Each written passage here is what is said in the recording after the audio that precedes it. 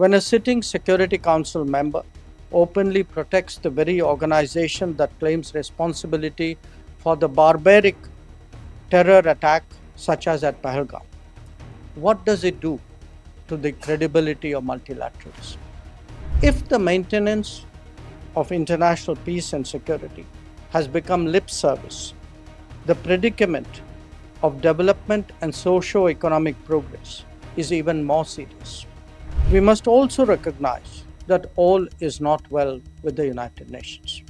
Its decision making neither reflects its membership nor addresses global priorities. I would now like to invite External Affairs Minister Dr. S. Jaishankar to share his thoughts with us.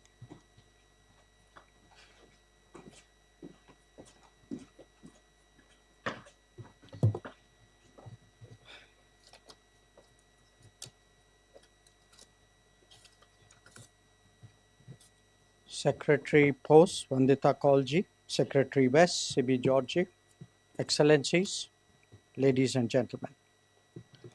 Thank you for joining us this morning, and it's really a great pleasure to see so many of you here. I take it as a statement of our collective attachment to the United Nations on this important anniversary at a time when the world is perhaps passing through somewhat difficult circumstances. It is truly a great pleasure to be with you here on this special occasion as we celebrate the 80th anniversary of the United Nations. As a founding member state of the UN, I extend warm wishes to all present on United Nations Day.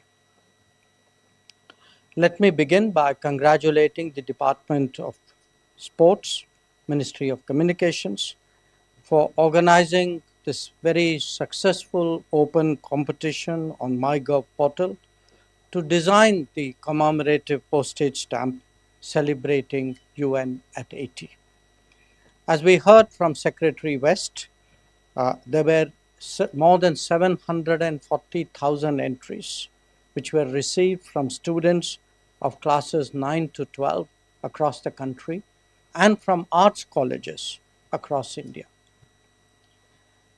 It must have been a very difficult job to select the winning entry, but I also want to say that the stamp that was selected, which was unveiled a little while ago, certainly depicts the need for peace in this era of conflict.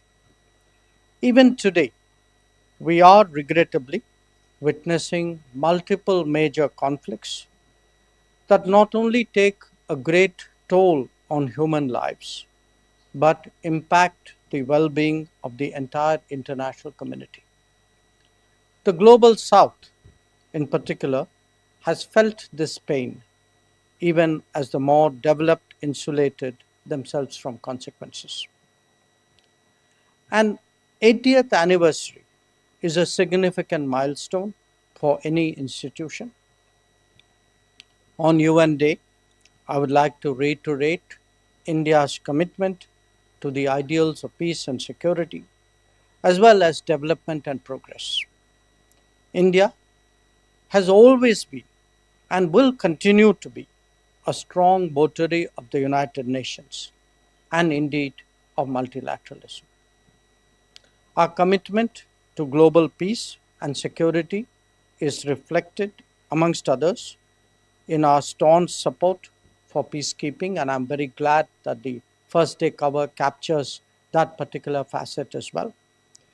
We visualize this as a fundamental obligation of a conscientious member. The energies and resources that we have devoted and the sacrifices that our personnel have made certainly ensure that the world is a better place. Significantly, just last week, we hosted a Chiefs of Army Staff conclave in New Delhi, which witnessed participation from 30 troop contributing countries.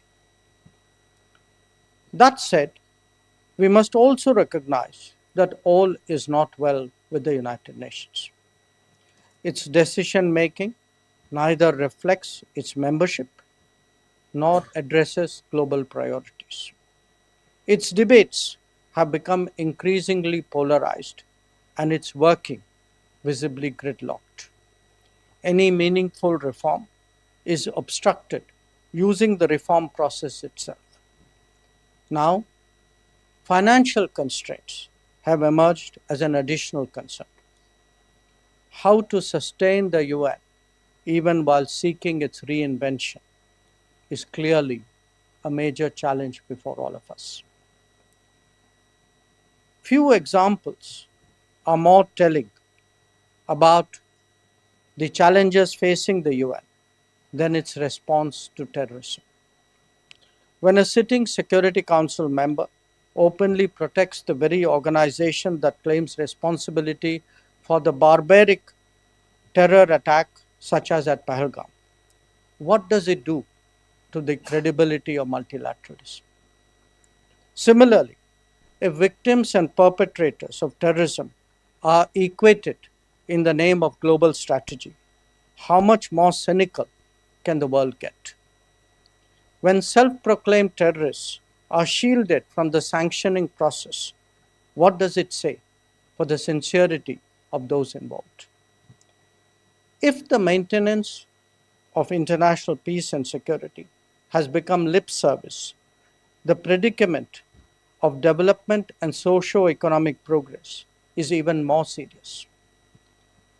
The slowing down of the SDG Agenda 2030 is a significant metric to measure the distress of the global south. There are many more, whether it is trade measures, supply chain dependence, or political domination.